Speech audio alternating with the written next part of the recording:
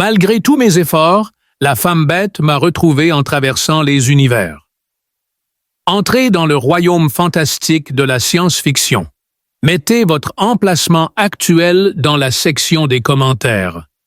Et si vous avez apprécié l'article, veuillez vous abonner. La colonie minière en ruine a grandi sous le poids de sa propre disparition.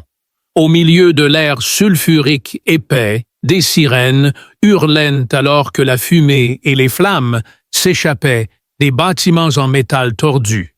En plissant les yeux à travers la brume orange, James ajusta la visière endommagée de son casque et tenta de trouver le chantier naval au milieu du chaos. Les détonations tremblant sous ses pieds n'avaient rien à voir avec les raisons pour lesquelles son cœur battait la chamade. Il jeta un coup d'œil rapide dans sa direction et vit Lana debout, là son pelage blanc enchevêtré de cendres et ses yeux cramoisis, le fixant avec une intensité plus grande que n'importe quel feu. Elle resta silencieuse. Rien ne l'a poussée à le poursuivre. Oui, c'était le facteur aggravant. Il avait l'impression de traîner son propre corps à travers des morceaux de verre brisés à chaque pas vers la navette à cause de son silence et de sa fierté. Il avait l'impression de traîner son propre corps à travers des morceaux de verre brisés à chaque pas vers la navette à cause de son silence et de sa fierté. Cependant, il persista à travers l'angoisse, se disant qu'il faisait le bon choix pour elle.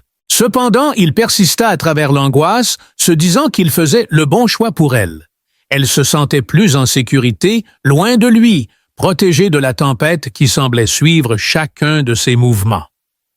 Il n'y avait que quelques navires sortant, donc les quelques survivants dans le hangar se battaient pour de l'espace. James se fraya un chemin à travers la foule, sa veste usée, gênant les uniformes en lambeaux et les visages écarquillés et effrayés. Bren, un vieux pilote de fret, et un cargo rouillé tenu ensemble par plus de volonté que de métal, faisaient partie de ces contacts qui l'attendaient. James ne reçut qu'un hochement de tête sévère de Bren, alors qu'il déposait un sac usé dans la soute et fermait la trappe derrière lui. Alors que les moteurs rugissaient, James ne pouvait se résoudre à regarder par le hublot. Il était réticent à attendre pour savoir si Lana s'était retirée, était restée, ou avait reconsidéré. Alors que les vibrations du décollage de l'avion secouaient ses os, il serra les mâchoires et s'appuya fermement contre la cloison métallique. La laisser derrière lui était le pire choix possible. Rester et la voir mourir de ses mains était bien pire. Dans le passé, il avait commis des erreurs excessives. En s'attachant naïvement à une personne indéfendable, il ne créerait pas une autre. Alors qu'il s'enfonçait dans l'obscurité, au-delà le cargo secouait l'atmosphère et vibrait. Alors qu'il passait une main dans ses cheveux trempés de sueur, James enleva le casque et le posa de côté. La douleur du regard de Lana sur son dos persistait dans son esprit. Alors que la turbulence secouait le vaisseau spatial, Bren marmonnait des mots de haine entre ses dents tout en luttant avec les commandes dans le cockpit. James se déconnecta de lui, ses pensées tournant de plus en plus autour de souvenirs qu'il aurait voulu libérer dans l'espace, les rires incontrôlables que Lana a laissé échapper en réparant son communicateur cassé. Cette nuit-là, elle pressa son pendentif usé dans sa main et lui dit d'une voix émotionnellement brute qu'elle lui faisait plus confiance qu'à quiconque qu'elle avait jamais connu. Ses griffes touchèrent délicatement le bord d'une lame brisée alors qu'il lui montrait comment l'affûter. Le matin où il a pris la décision de la quitter, il a rattaché le pendentif autour de son cou. Un vœu tacite qu'il pouvait déjà sentir trahir. À bord du cargo, 3 jours s'évanouirent dans un tumulte flou. Une décharge flottante où l'air sentait de l'ozone brûlé et où les passagers se regardaient avec une hostilité à peine déguisée. Ils se ravitaillaient sur une station de junk en orbite, James a trouvé du travail en transportant des marchandises vers les colonies plus éloignées du centre. Fais tout ce que tu peux pour rester en mouvement et éviter de réfléchir. Des éclairs de fourrure blanche contre les flammes des yeux rouges, pleins de rage et de douleur, pas de larmes, apparaissaient. Chaque fois qu'il fermait les yeux, il se rassurait en se disant qu'elle s'en sortirait. Il n'avait jamais rencontré quelqu'un de plus résilient que Lana. Même avant qu'ils ne se rencontrent, mais elle avait surmonté des défis plus grands. Néanmoins, un fil d'incertitude rongeait sa détermination inébranlable, suggérant que sa capacité à persévérer provenait de sa foi en les autres et en lui. Cette conviction était maintenant aussi brisée qu'une vitre à cause de lui. James était assis seul dans la zone de chargement, en train de réparer un fusil à impulsion fissurée 2 semaines après avoir dérivé dans l'espace profond avec pour seule compagnie dans le vide le bourdonnement des moteurs du vaisseau. Le boîtier brisé du fusil était mécaniquement effleuré par ses doigts. Malheureusement, il était dans la lune. Ce n'était plus simplement le remords qui le rongeait. C'était un objet plus précis. Un vide qu'il n'avait pas reconnu comme étant le sien s'était emparé de lui, jusqu'à présent, la solitude.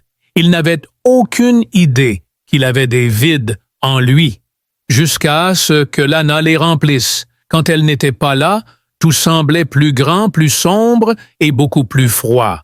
Il justifia ses actions en se disant qu'il priorisait sa sécurité plutôt que le réconfort précaire qu'ils avaient éprouvé l'un envers l'autre. Cependant, il ne pouvait échapper à l'écrasante impression qu'il avait commis une erreur de jugement irréversible en contemplant l'immense étendue d'étoiles au-delà du hublot du vaisseau. James fut tiré de sa mélancolie par un crépitement soudain dans les communications. La petite pièce était remplie du son bourru et pressé de la voix de Bren. Il semblait que des pirates fouillaient sur la fréquence d'urgence.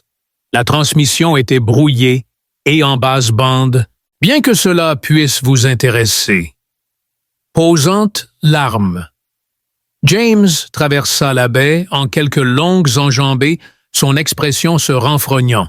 En prenant place dans le siège du copilote, il remarqua que les lumières du cockpit clignotaient. Un doigt sale de Bren était pointé vers le panneau de contrôle. Il y a environ 10 minutes, il est arrivé signature particulière juste de la vieille technologie. De nos jours, très peu de gens l'utilisent. Alors que le message brouillé se répétait, James se pencha en avant, prêtant une attention particulière.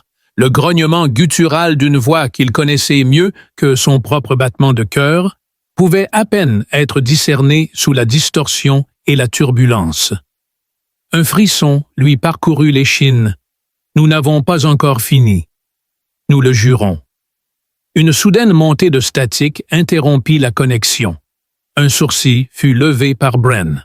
Ton ami James resta silencieux en serrant les poings et en fixant le panneau de contrôle. Il n'en revenait pas. Personne n'aurait dû pouvoir le suivre à travers la zone de dispersion, pas même elle. Son cœur battait douloureusement contre ses côtes, et pour la première fois depuis qu'il avait quitté cette colonie en flammes, James ressentit autre chose que du regret déchirer sa poitrine. Lana venait toujours contre toutes les lois de la raison et les distances infinies entre les étoiles. Elle marchait à travers le feu, à travers l'espace, à travers l'enfer lui-même pour le retrouver.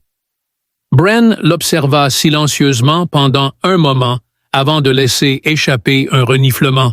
« Je ne pensais pas que tu étais du genre sentimental. » James, silencieusement mais fermement, commença à rassembler son équipement, inspectant les armes et chargeant les fournitures. Il ressentait de l'espoir, un espoir terrifiant à couper le souffle.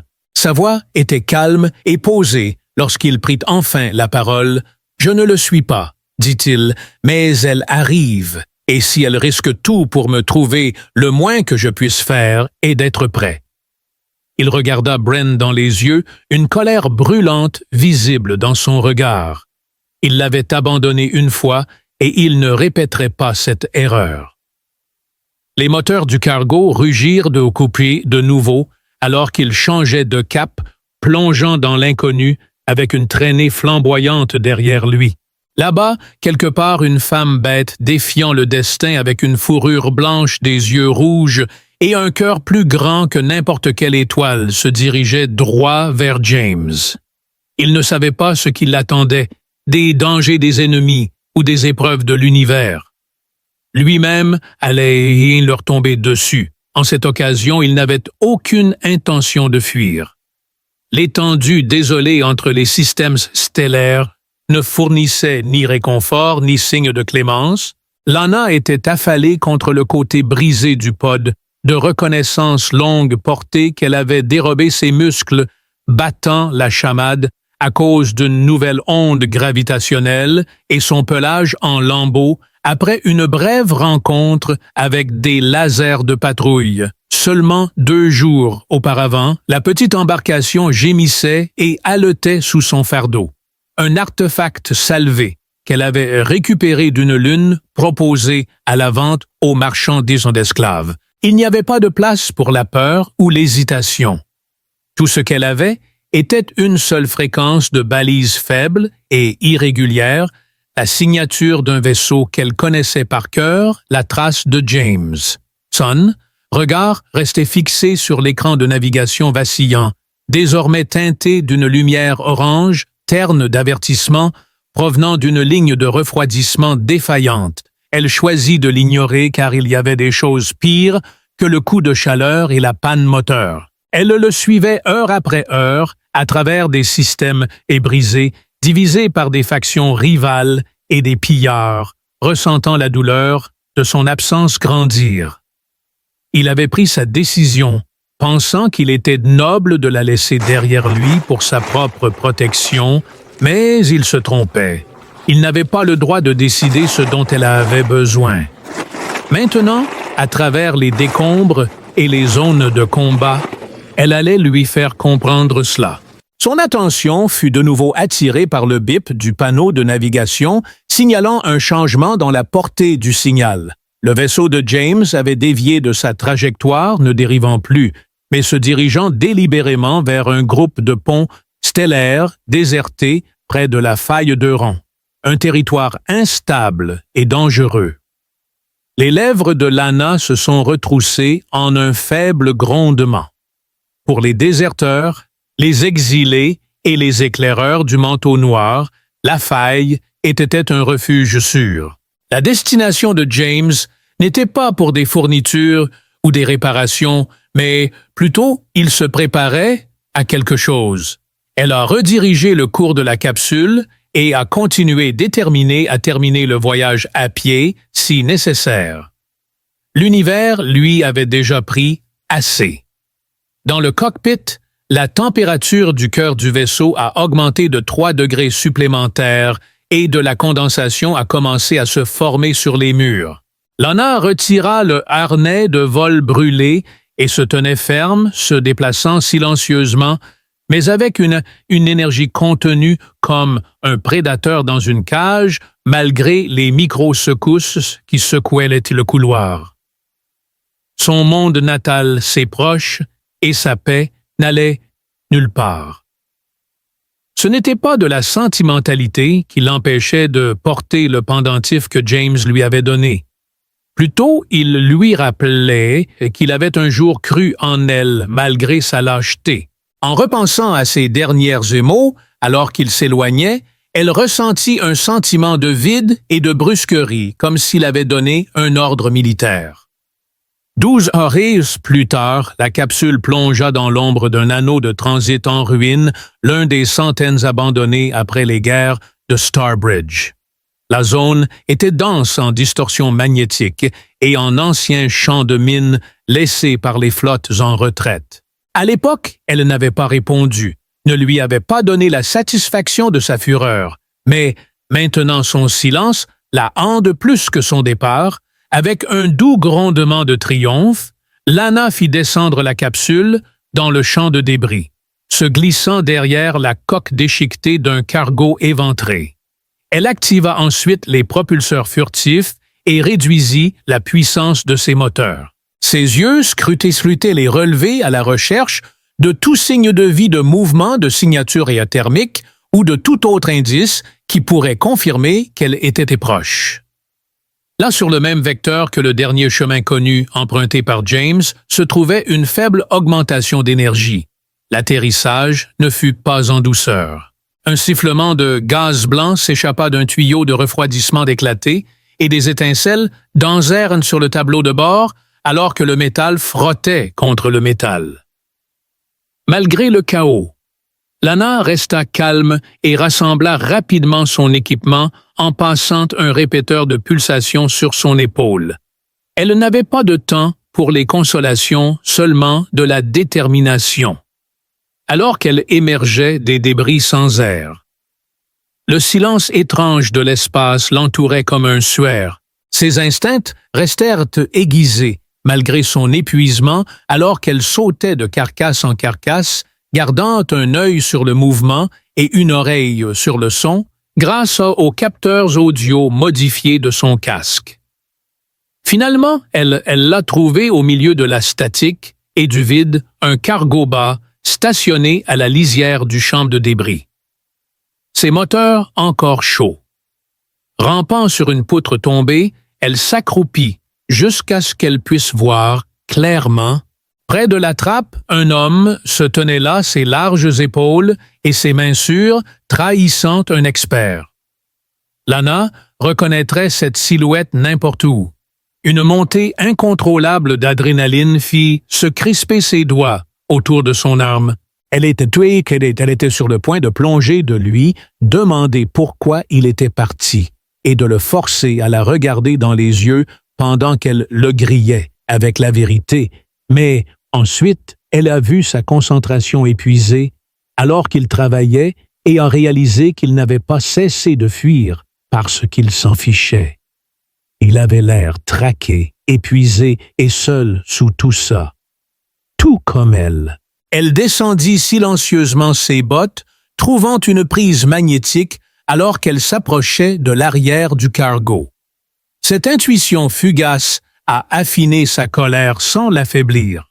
Elle ne voulait pas lui faire de mal, mais elle voulait être entendue et vue lui rappeler qu'ils étaient plus forts lorsqu'ils se tenaient de côte à côte et non séparés. James ne l'a remarqué que lorsqu'elle était à quelques mètres de lui. En se retournant, ses yeux s'écarquillèrent de disbelief plutôt que de peur. Il ouvrit la bouche pour parler, mais les mots ne sortirent jamais Lana. Quant à elle, resta ferme, son arme abaissée, son pendentif brillant sous les projecteurs du vaisseau. Pendant longtemps, ils restèrent là, deux tempêtes, menaçant d'éclater. Enfin, James prit une inspiration et avança. « Tu ne devrais pas être ici. » Sa voix était apaisante, mais implacable. « Et tu ne peux plus décider de ça. » La tension entre eux était plus forte que le vide qui pressait la coque du vaisseau. Ni Lana ni James n'avaient abaissé leurs armes, non pas parce qu'il avait l'intention de les utiliser, mais parce que le faire aurait signifié affronter un problème qu'ils n'avaient pas résolu. Elle a tout mis sans dessus-dessous. Il s'était caché pendant 2 semaines, se disant que c'était fini, nécessaire et propre. Maintenant, elle était là, preuve vivante que sa décision n'avait fait que empirer les choses. Sa voix était basse et stable, alors qu'il abaissait enfin l'arme. « Comment m'as-tu suivi à travers la déchirure ?» demanda-t-il, sans la défier, mais simplement désireux d'entendre sa réponse. La bouche de Lana se contracta. Pas tout à fait un sourire, mais pas de pure fureur non plus. J'ai déjà emprunté des chemins plus difficiles. Cette fois, j'avais plus de raisons. Il aurait dû anticiper cela. Lana n'était pas comme les autres. Elle ne fuyait pas quand elle était blessée et n'avait pas peur de se battre. Au lieu de cela, elle a chassé, enduré et triomphé des pires défis de la galaxie, et il y en avait beaucoup. Tu aurais pu mourir, murmura-t-il, après un moment, Ses yeux rencontrant les siens, cette capsule dans laquelle tu étais n'aurait pas survécu à une micrométéorite, sans parler de la moitié des champs de débris que tu as traversés. Une partie de lui était émerveillée, et une autre partie était encore enchevêtrée dans le remords. Elle le forçait à affronter ce qu'il avait fait. Si je ne l'avais pas fait, il s'interrompit. Cela aurait été plus facile si Lana lui avait simplement pointé du doigt, avait lancé une accusation ou l'avait frappé. James aurait pu trouver du réconfort dans sa colère et se renfermer sur lui-même, mais Lana l'interrompit avec son regard intense. « Mais je ne suis pas morte, James, et je suis ici. Cela devrait te dire quelque chose. » James serra les dents et regarda au-delà de la trappe de chargement ouverte dans le champ d'étoiles. Cependant, sa motivation n'était pas la rétribution, mais plutôt une croyance persistante en lui plus forte que n'importe quelle accusation. « Ce n'est pas la vie que je voulais pour toi », murmura-t-il, décrivant son état constant de peur, fuir les chasseurs de primes, dormir avec un blaster à portée de main et sauter de système en système pour échapper au danger. Les mots tombèrent comme un coup de poing dans le ventre et James sentit sa respiration se bloquer dans sa gorge. Il était à court de mots, incapable de contrer ou de détourner les paroles dures de Lana. Elle avait raison. Il était parti sans avertir ni dire un au revoir approprié, pensant que ce serait plus facile. Ce ne l'avait pas été. Pas pour l'un ou l'autre. Le long et brutal silence qui s'ensuivit dura jusqu'à ce que Lana passe devant lui pour entrer dans la soute. « Tu te préparais à quelque chose », dit-elle, sans poser de questions, son regard balayant, le matériel qu'il avait assemblé, rations de campagne, caisses, de munitions et kits médicaux. Ce n'était pas une question de pardon, cependant. Il s'agissait d'être vu et entendu. Oui, James a effectivement hoché la tête. À seulement 2 sauts de là, le Black Mantle prépare une base avancée. Une fois qu'ils auront pris le contrôle de cette position, ils auront l'autorité complète sur tous les passages sortants via la déchirure. J'ai l'intention de perturber leur réseau de communication avant l'achèvement du relais, permettre aux colonies de réagir en réduisant leur vitesse. Un sourcil se leva chez elle. Sa réponse silencieuse à la question « tout seul » était suffisant.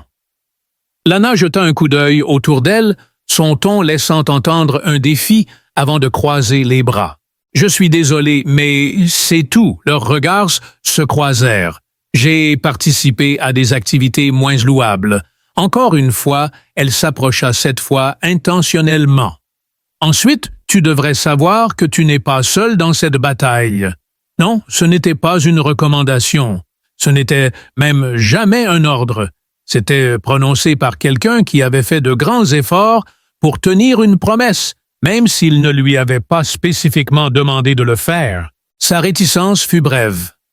Cependant, sa voix avait la même intensité ardente qui l'avait autrefois éloigné du bord d'une zone de conflit mercenaire. Il savait que discuter était inutile chaque fois que Lana décidait de faire quelque chose. Concentration, coordonnée et focalisée pour les heures suivantes. Afin de naviguer furtivement à travers les poches de radiation de la déchirure, Lana ajusta la matrice de bouclier du vaisseau et James chargea l'armement et téléchargea de nouvelles routes de navigation. Un rythme qui avait été absent avant son départ revint dans leur relation et ils se déplacèrent avec une relative silence. Ce n'était ni restauré ni parfait, mais cela existait. Alors qu'ils partageaient des outils ou synchronisaient les batteries d'armes, leurs mains se touchaient parfois et aucun d'eux ne se retirait. Un réveil de la confiance, comme des braises sous les cendres, commençait bien qu'elle ne fût pas encore rétablie. La tension dans l'air s'estompa alors qu'ils s'asseyaient et pour leur repas avachis sur une boîte avec des sachets de nourriture réchauffée. Son regard croisa celui de James, l'observait intensément. Sur son épaule gauche, il y avait une marque de brûlure, subtilement marquée sous son menton qui avait auparavant été absente. Son pendentif montre des signes d'usure, tandis que le sien est terne et rayé par le voyage. « Tu as changé », remarqua-t-il. Lana lui lança un regard franc. « Toi non ?» Cela semblait d'abord une accusation, mais elle ajouta « C'est pourquoi je suis revenu. » James resta silencieux. Il se contenta de hocher lentement la tête et de garder son attention sur le repas. Il toussa après un court instant. « Quand le soleil se lève, nous partons. » À ce moment-là, le nombre de patrouilles de manteaux commence à diminuer. Avant qu'ils ne triangulent, nous déconnectons silencieusement leur liaison et sortons. Un hochement de tête de Lana. Une expression stable et inébranlable se répandit sur le visage de James alors qu'il levait les yeux vers le plafond. Enfin, nous garantissons que leur perte dépassera la nôtre. Sa voix possédait une fermeté dépourvue d'irresponsabilité. Ce n'était pas de la bravade pour Lana, c'était de la détermination. Quelqu'un qui, lorsque le danger menaçait les autres, ne fuyait pas, le genre de gars qu'elle suivrait à nouveau. Avant la mission, ils se levèrent et se dirigèrent vers leur chambre pour se détendre, mais James s'arrêta devant la porte. Malgré la petite distance, sa voix atteignit la sienne. Il ne se retourna pas, tu étais toujours dans mes pensées. Alors qu'elle était assise sur le bord du lit de camp. Lana prit un moment pour répondre. Sa voix était douce, mais pleine de conviction. Lorsqu'elle le fit, c'est ainsi que je t'ai trouvé. À cause de la simplicité de la stratégie, James n'avait aucune idée de la manière dont elle échouerait précisément de 3 façons spécifiques. Avec ses doigts parcourant la surface de la tablette, il traça les itinéraires de patrouille prévus tout en réévaluant la structure du relais avancé Black Mantle.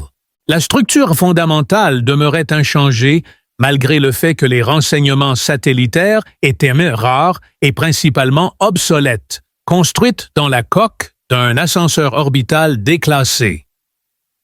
Cette tour de communication principale possède un blindage qui empêche les interférences à distance. Pour désactiver l'arrêt, il devait entrer dans le bâtiment. Debout à proximité, Lana ajustait calmement et précisément le verrou magnétique de sa protection d'épaule, levant périodiquement les yeux vers lui avant de retourner son attention à ses outils. Maintenant, il y avait un silence concentré, plutôt qu'anxieux entre eux. La bataille et la trahison avaient produit une compréhension qui n'avait besoin d'aucune éloquence. Alors qu'il plaçait une charge pliable dans sa poche de ceinture, il lui jeta un coup d'œil furtif. Les couloirs étroits et les escaliers raides sont-ils toujours tes points forts? Elle n'y prêta aucune attention, te surpasser. La descente vers la plateforme de relais était plus difficile que prévu. Sans aucune technologie de stabilité restante, le champ gravitationnel brisé de l'ancienne station d'amarrage causait des moments fugaces d'apesanteur et des poussées illusoires. S'accrochant à la rampe jusqu'à ce que la coque entière s'arrête, dans un crissement, James se prépara, alors que le vaisseau glissait et rayait la surface métallique. Alors que Lana et lui croisaient le regard, il entendit la trappe s'ouvrir avec un sifflement. Il n'y avait qu'une seule chose qui comptait à ce moment-là. Mais le regard qu'ils échangèrent en disait 1000 autres. Nous surmonterons cela en équipe. Enveloppés dans leur combinaison, ils s'avancèrent dans le vide glacé, leurs armes en bandoulière et leurs bottes résonnant doucement contre le sol négligé. Il y avait une inquiétante tranquillité autour du poste avancé comme une métropole déserte, avec des lumières vacillantes et aucun bruit de vie à part le sifflement occasionnel des bouches d'aération ou le grincement lointain d'une porte sous pression. Utilisant le timing et l'ombre, au lieu de la force physique, Ils glissèrent past les passages extérieurs et les échafaudages comme des spectres. En préparant une expédition précédente, James avait passé des mois à explorer la zone extérieure. Maintenant que cette information était mise à profit, éviter les pièges, rediriger les portes d'alimentation et désactiver silencieusement l'une des tourelles centrales étaient tous possibles grâce à cela. Suivant de près, Lana ne remettait jamais en question ses décisions et gardait les yeux ouverts pour détecter le danger à tout moment. Un panneau de plafond s'est effondré au-dessus d'elle alors qu'elle tendait la main et le tirait en arrière, envoyant des débris éclatés tomber au sol sur son chemin. Son expression de gratitude était un bref hochement de tête. Elle continua simplement d'avancer sans se vanter ni sourire. Cela avait cessé d'être une réunion.